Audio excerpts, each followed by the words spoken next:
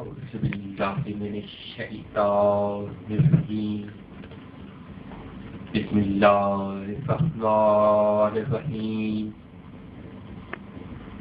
الحمد لله رب العالمين الصلاة والسلام على سيد الأنبياء والمرسلين وأبي القاسم محمد اللهم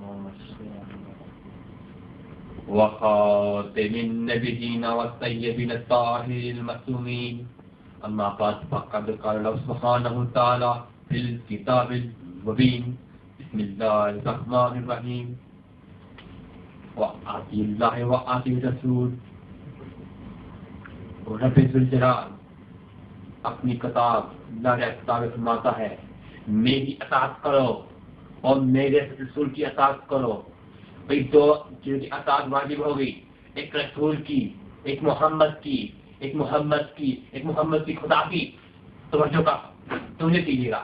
بھئی دو اطاعت واجب ہوگی ایک اطاعت اللہ اور اطاعت رسول. ہاں تم نے اطاعت کرنی ہے کس کی؟ ایک خدا کی ایک محمد کی ایک خدا کی ایک اس کے رسول کی اطاعت کرنی ہے. تم نے جو محمد کہے گا وہ تمہیں کرنا پڑے گا, جو خدا کہے گا وہ تمہیں کرنا پڑے گا.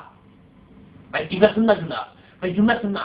بھائی قرآن میں لکھا ہے واضح طور پر کہ تم نے اطاعت کرنی ہے تو خدا کی اور رسول کی. اب اطاعت کرنی کیسے پڑے گی؟ اب محمد جو کہے وہ کرنا پڑے گا. محمد ایک جملہ سننا. اگر خدا نے کہا فجر کی نماز 2 رکعت ہوتی ہے تو تم نے وہ کیا, تم نے آتی اللہ کر لیا. اگر محمد کہہ دے نہیں بھیجا نہیں مومنو تم نے فجر کی نماز 3 رکعت پڑھنی ہے تو کیا کرو گے؟ اللہ اکبر. بھائی عجیب مسئلہ ہے. اگر خدا کہتے ظہر کی نماز 4 رکعت ہے اور رسول کہتے ظہر کی نماز 5 رکعت ہے تو کس کی بات مانو گے؟ اگر خدا کی بات مانی تو رسالت کی منکر. اللہ اکبر. خدا کی بات مانی تو رسالت کی منکر, محمد کی بات مانی تو توحید کی منکر. اگر توحید نہ مانا تو مسلمان نہیں, رسالت نہ مانی تو کافر. اللہ اکبر. سننا بھائی مسئلہ کریٹ ہو گیا نا, ایک مسئلہ آ گیا کہ تم کس کی بات مانو گے, محمد کی یا رسول کی, محمد کی یا اللہ کی. اللہ کی بات مانی تو رسالت کی منکر, اگر رسالت کی بات مانی تو توحید کی منکر. مگر قرآن تمام مسلمانوں کا ایک مجموعہ, یہ وہ کتاب ہے تو تمام مسلمان اس پر یقین کرتے ہیں. کوئی تبدیلی نہیں, کوئی تفرقہ نہیں. اللہ اکبر. آتی اللہ و آتی رسول, خدا کی اطاعت کرو اور رسول کی اطاعت کرو. اب مسئلہ پتہ چلا کہ اگر خدا کہتے کہ فجر کی رکعت 2 ہو تو کیا کرو گے, اگر رسول کہتے 3 رکعت ہو تو کیا کرو گے. مگر قرآن ہے ہمارے پاس, قرآن کو میں نے پڑھا, قرآن میں پتہ چلا, قرآن میں واضح الفاظ میں لکھا ہے کہ اے محمد تم اس وقت تک بولتے نہیں جب تک تم پر ہماری وحی نہ جائے. اب پتہ چل گیا محمد وہی بولے گا جو خدا کہے گا, محمد وہی بولے گا جو خدا کہے گا. اگر اللہ کہہ دے کہ فجر کی رکعت 2 رکعت ہے, اگر فجر کی نماز 2 رکعت ہے تو محمد کون ہوتا ہے کہنے والا 3 رکعت؟ اللہ اکبر. کہیں پتہ چل گیا فجر کی نماز اگر خدا نے کہہ دی تو رسول کے لیے لازم ہے کہ وہی کہے جو خدا نے کہا ہے. اب آتے اللہ و آتے رسول, 2 اطاعتیں ہیں مگر کام ایک ہوگا. بہت اللہ تعالیٰ آپ آئے تو حسین کو اکبر کا کرتا دینے آئے. میں نہیں کہتا جتنا مرضی رونے گا, جتنا مرضی رونا. ہاں ایک جملہ سنے نا, رونے کی فضیلت کیا ہے؟ رونے کی فضیلت کیا ہے؟ رونے کی فضیلت کیا ہے؟ عزادارو, رونے کی فضیلت یہ ہے جو حسین زینب اور ان کے جو کربلا میں شہید ہوئے ان پر ایک آنسو بہائے گا، دل سے ایک آنسو بہائے گا، اس کے لیے جنت واجب ہو جائے گی۔ عزادارو رونے کی اتنی فضیلت ہے۔ عزادارو اکبر آئے، اکبر حسین، یا حسین میرے بابا مجھے مرنے کی اجازت دو۔ عزادارو تصور کیجیے گا، ایک نوجوان بیٹا اپنے باپ سے مرنے کی اجازت مانگ رہا ہے۔ چھوڑ دیا، میں تمام چھوڑ دیا، بس اکبر کو اجازت مل گئی۔ عزادارو اکبر کو اجازت مل گئی۔ عزادارو اکبر ہم شکل مصطفیٰ سجدہ پر سوار ہوئے، ہاتھ میں ذوالفقار پکڑی، چلے ہیں۔ عزادارو حق تو یہی بنتا تھا کہ حسین نے اجازت دے دی، اب اکبر چلے جاتے مقتل کی طرف، اکبر میدان مقتل کی طرف چلے جاتے، مگر اکبر نے پیچھے مڑ کر دیکھا، بابا آہستہ آہستہ اکبر کے گھوڑے کے پیچھے آ رہے ہیں۔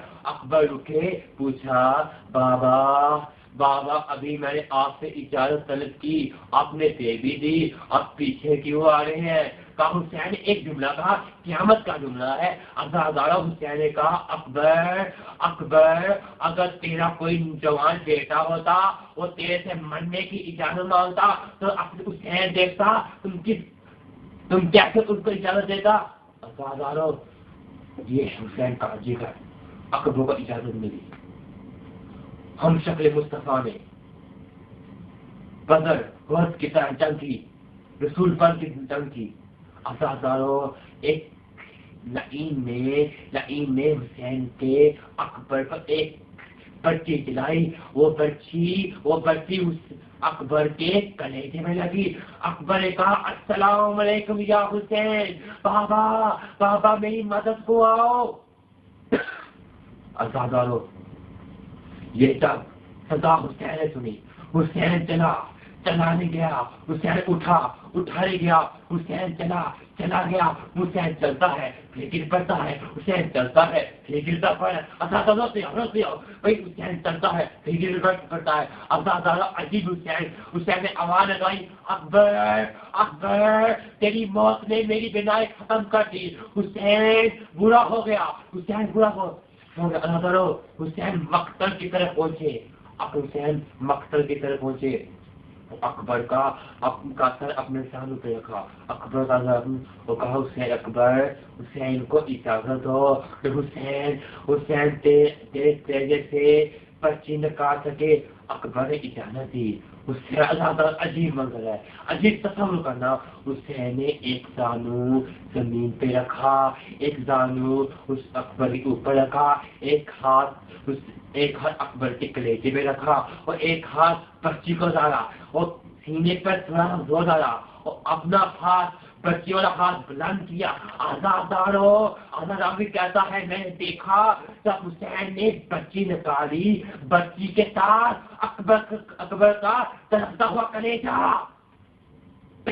میں کہتا ہوں آؤ ابراہیم، آؤ موسیٰ، آؤ ابراہیم، دیکھو تو نے اسماعیل کی قربانی دی تھی، قربانی دی نہ ہوئی، اسماعیل بچ گئے، تیرا حوصلہ تیرا خواب تھا، مگر حسین کی حقیقت دیکھو، اپنے نوجوان کا بیٹا اپنے نوجوان کے بیٹے کے کلیجے سے بچی نکال رہا ہے حسین۔ ابراہیم تیری آنکھوں میں تو ہڈی بندھی ہوئی تھی، تیری آنکھیں بند تھی، اسماعیل کی آنکھیں بند تھی، حسین کی آنکھیں بھی کھلی، اکبر کا کلیجہ خود نکال رہا ہے۔